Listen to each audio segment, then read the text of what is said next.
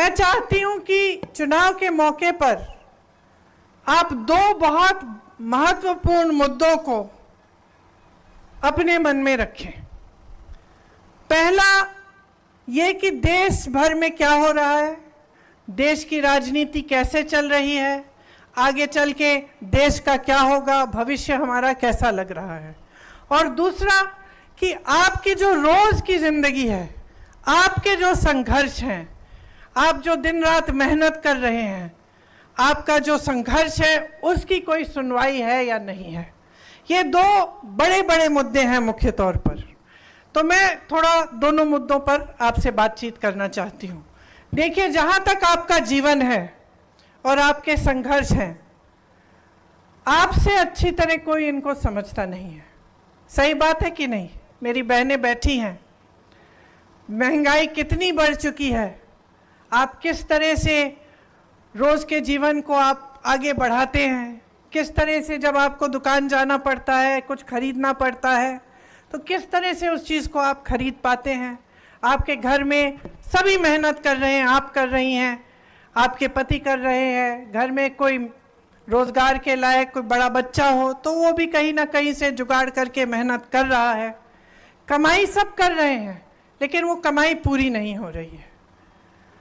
तो जितनी भी आप मेहनत कर रहे हैं, फिर भी जब जब कोई त्योहार आता है या कोई ऐसी मुश्किल आ जाती है आपके जीवन में कि कोई बीमार पड़ गया या घर में कुछ टूट गया, छत से पानी आ रहा है, कुछ भी हो, और आपको मरम्मत करनी हो या इलाज कराना हो या बच्चों के लिए फीस देनी हो या कुछ नया खरीदना हो, तो दिल में घबराहट होती है कि किस तरह से होगा, क्योंकि महंगाई पिछले 10 सालों में हद से ज़्यादा बढ़ चुकी है। तो ये आपकी एक बड़ी समस्या है।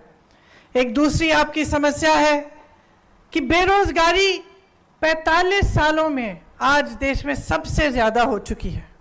बेरोजगारी इतनी है कि चाहे कितना भी आप अपने बच्चों को पढ़ाएं लिखाएं, आपको ये गारंटी नहीं मिल सकती कि पढ़ने लिखने के बावजूद उसको रोजगार मिलेगा कि नहीं मिलेगा। तो तमाम हमारे जो नौजवान हैं, चाहे महिला हो चाहे पुरुष हो, सब बेरोजगार बैठे हैं। तो ये एक बहुत बड़ी आपकी एक और समस्या है। किसानों की बहुत समस्याएं हैं। आज किसान भी महंगाई से जूझ रहा है। जितने भी सामान आप खेती में इस्तेमाल करते हैं, सब पे जीएसटी है, सब महंगे हो गए हैं। पेट्रोल के दाम बढ़ गए हैं, डीजल के दाम बढ़ गए हैं, तो किसान खेती में भी कमा नहीं पा रहा है। तो ये आपकी जो बड़ी बड़ी समस्याएं हैं, उनको हल करने की कोशिश कांग्रेस की सरकार ने जब प्रदेश में थी तो की। आपसे बघेल जी कह रहे थे, आपको याद होगा कि धान को 2500 रुपए में खरीदा जा रहा था, याद है कि नहीं? किसानों का कर्जा माफ किया था कांग्रेस की प्रदेश सरकार ने। भूमिहीनों को 7,000 रुपए मिलते थे सालाना। गोबर की खरीद होती थी। बिजली का बिल आपका आधा किया गया था। हर परिवार को, आप बघेल जी ने बताया, 35 किलो चावल मिलता था कि नहीं? मिलता था ना। आदिवासी भाई बहनों को अपनी जमीन वापस दी गई, पट्टे वापस मिले। आंगनबाड़ी और मितानिन बहनों को आपके लिए आपका मानदेय बढ़ाया गया। छत्तीसगढ़िया स्वाभिमान की रक्षा की गई। हर तरह से जो आपकी संस्कृति है, जो आपकी परंपरा है, उसको कायम रखने का काम भूपेश बघेल जी ने किया। अब सरकार आपने बदल दी।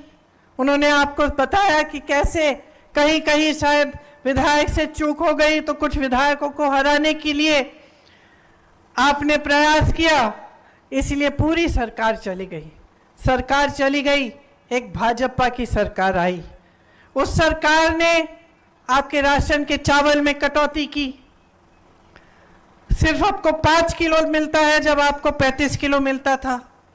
बेरोजगारी का भत्ता बंद कर दिया। गोबर की खरीद बंद कर दी। वर्मी कंपोस्ट बंद कर दिया। गौठान में आपको कितना रोजगार बना के दिया और किस तरह से हमने गौठानों को मजबूत किया। मुझे गर्व होता था, हर प्रदेश में जाती थी, कहती थी कांग्रेस की सरकार को देखो किस तरह से गौठान बनाए हैं छत्तीसगढ़ में। आज उसमें से भी आपको रोजगार नहीं मिल रहा है। जो भूमिहीनों को पैसा मिलता था वो भी आज बंद हो गया है।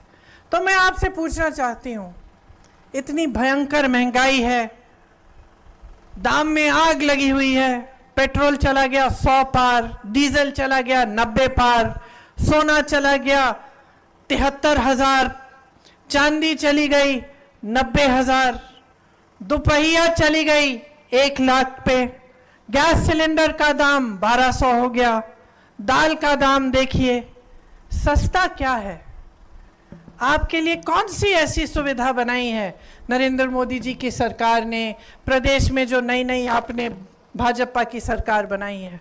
कौन सी ऐसी सुविधा बनाई जिससे आपके जीवन के संघर्ष में आपको मदद मिल पाए?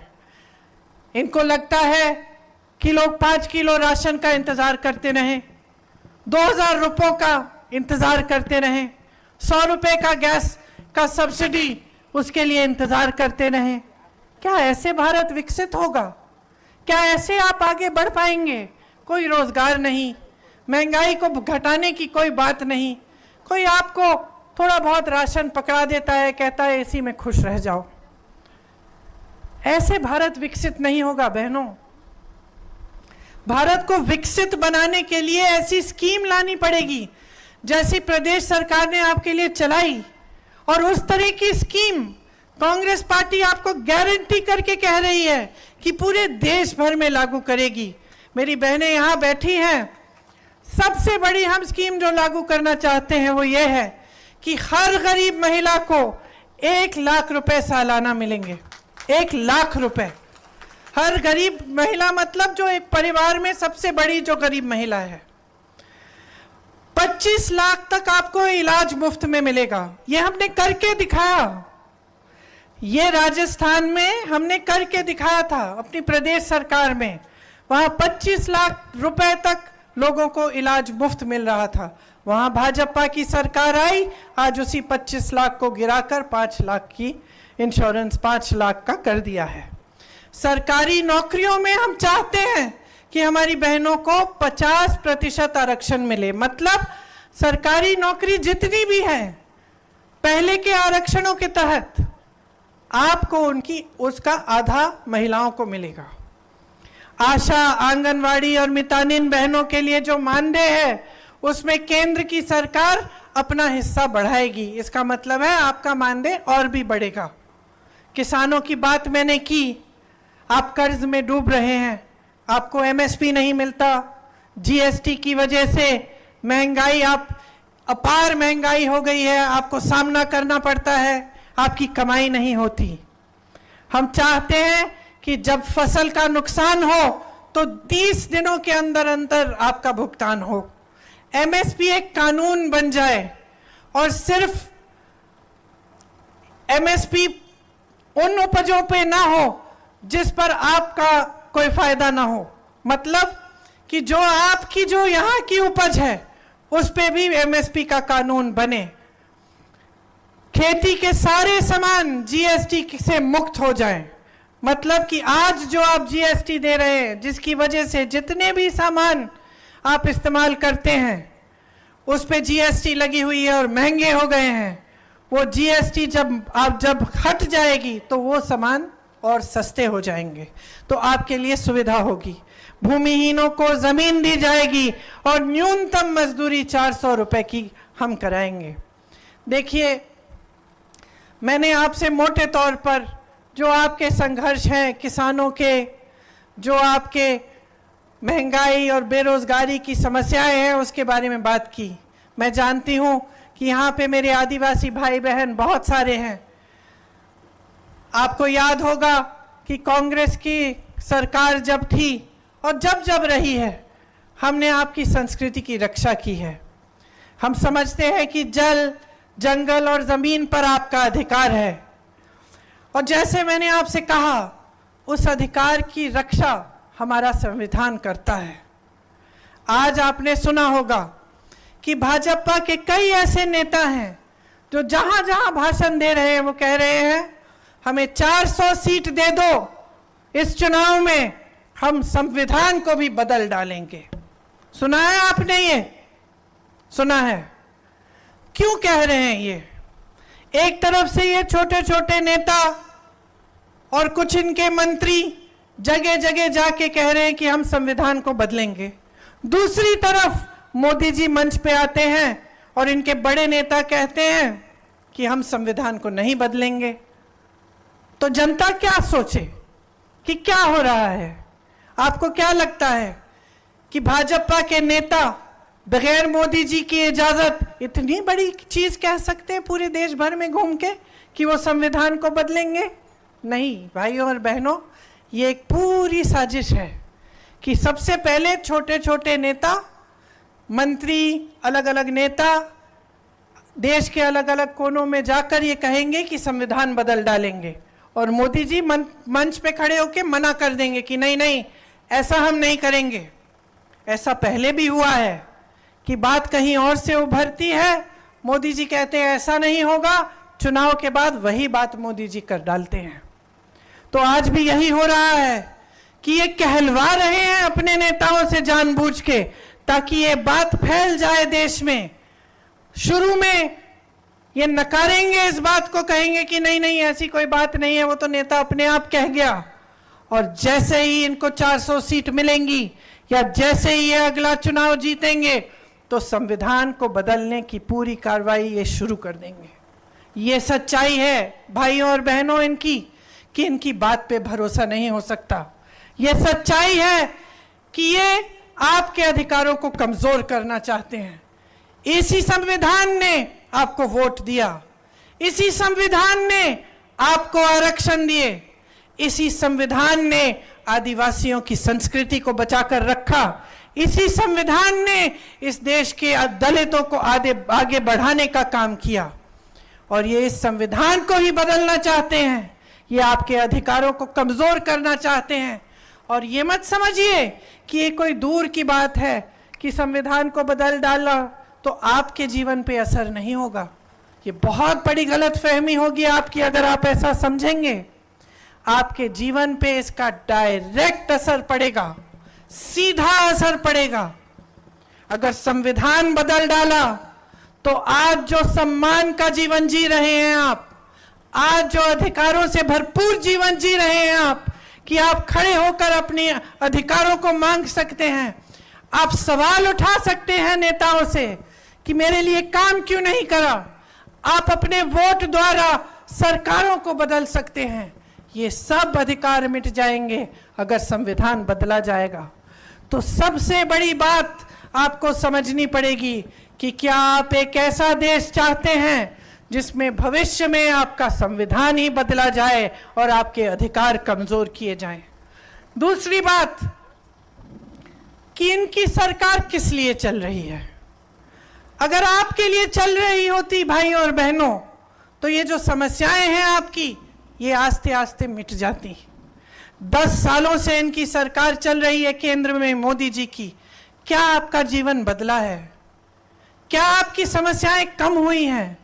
क्या आपकी तरक्की हुई है? आपने तो सुना होगा कि भाजपा के नेता कहते हैं कि मोदी जी विश्व के सबसे बड़े नेता हैं। सुना है कि नहीं? टीवी पे भी आप यही देखते हैं।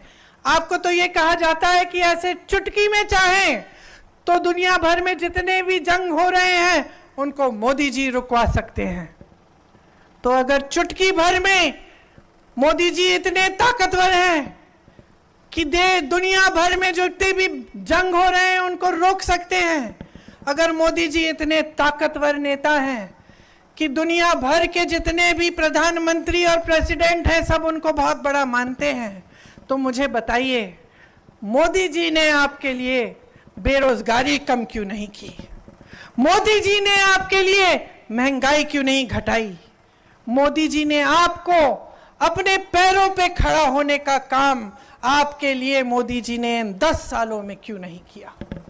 मोदी जी खुद सक्षम बनते रहे। आप जब भी उनको देखेंगे तो आप देखिए अकेले दिखते हैं, सब साफ सुथरा होता है, बहुत सक्षम दिखते हैं, क्योंकि सारी मीडिया सबका यही प्रयास है कि आपको लगे कि बहुत ताकतवर ये नेता है। अच्छा है, लेकिन फिर वो ताकत आपकी समस्याओं को सुलझाने के लिए क्यों नहीं इस्तेमाल हो रही है? या तो इतने ताकतवर नहीं है जितना दिखाया जा रहा है आपको, या फिर उनकी नीयत में कोई समस्या है, या फिर वो आपकी समस्याओं को सुलझाना नहीं चाहते। तो जब मैंने आपसे पूछा कि ये सरकार किसके लिए चल रही है, इसलिए पूछा क्योंकि हम लोगों के लिए जो इस सरकार को देख रहे हैं 10 सालों से, ये बहुत स्पष्ट हो गया है कि ये सरकार सिर्फ बड़े बड़े उद्योगपति, और वो भी सारे उद्योगपति नहीं, मोदी जी के कुछ गिने चुने उद्योगपति मित्र, उनके लिए सरकार चल रही है। आपको मालूम है कि उनके एक मित्र के लिए छत्तीसगढ़ में क्या क्या नहीं करवाया उन्होंने।